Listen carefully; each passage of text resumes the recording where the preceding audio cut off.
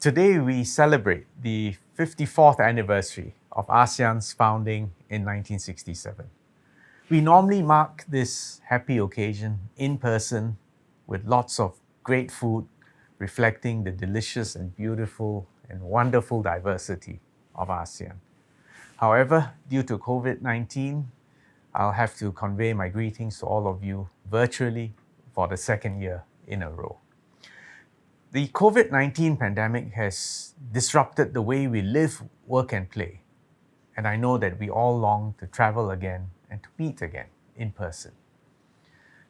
Because of the new variants, governments in ASEAN and beyond are still working very hard to curb its spread and to limit the socio-economic impact on our peoples.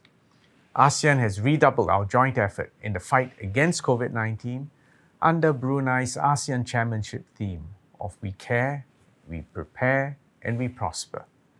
Even as we work to mitigate the effects of the pandemic, we do so with an eye towards positioning ourselves for eventual reopening.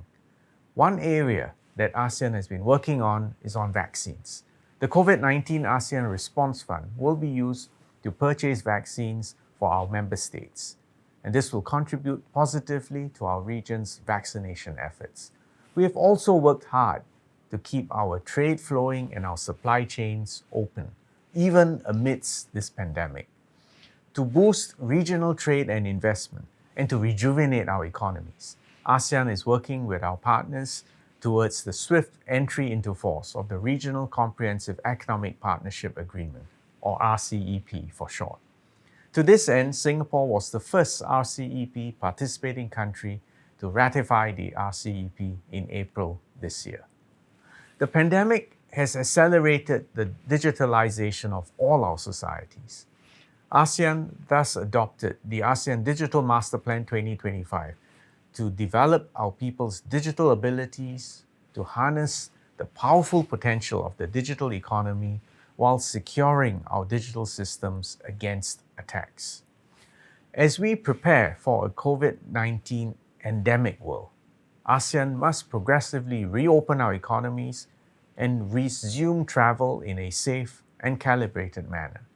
To this end, we adopted the ASEAN Travel Corridor Arrangement Framework to facilitate travel around our region, even as we prioritize public health and safety.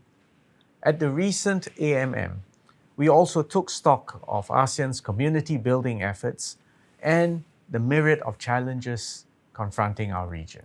We will continue to work towards a rules-based ASEAN that supports multilateralism and upholds international law, including especially the 1982 United Nations Convention on the Law of the Sea. We also need to address the situation in Myanmar. It is an immediate and complex challenge for us in ASEAN. While a long-lasting solution must and will ultimately depend on the people of Myanmar, Singapore fully supports ASEAN's efforts to facilitate a return to normalcy and hopefully peace and stability in Myanmar for the long term. This includes the implementation of the 5-point consensus agreed to by the ASEAN leaders and the leader of the Myanmar military in April 2021. We welcome the appointment of Brunei's Minister for Foreign Affairs II, Dato' Erwan Pehin Yusof, as the special envoy of the ASEAN Chair to Myanmar. In addition to the upheaval following the events of 1st February 2021, Myanmar is also now, unfortunately, facing a new surge in COVID-19 cases. ASEAN is working to provide humanitarian assistance to the people of Myanmar through the ASEAN Coordinating Center for Humanitarian Assistance on Disaster Management, known for short as the AHA Center. This will be a top priority for the center and its newly appointed Executive Director, Mr. Lee Yam Ming, who happens to be from Singapore. This virus does not respect national borders, creed, or political affiliation.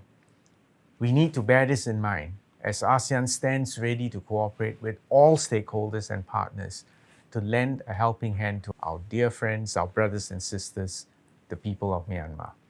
Just as ASEAN has come together to overcome COVID-19, so too can we overcome the challenges of our day, both great and small. It is in this spirit of recognizing that we are all one ASEAN family that I wish all of you a very happy ASEAN Day.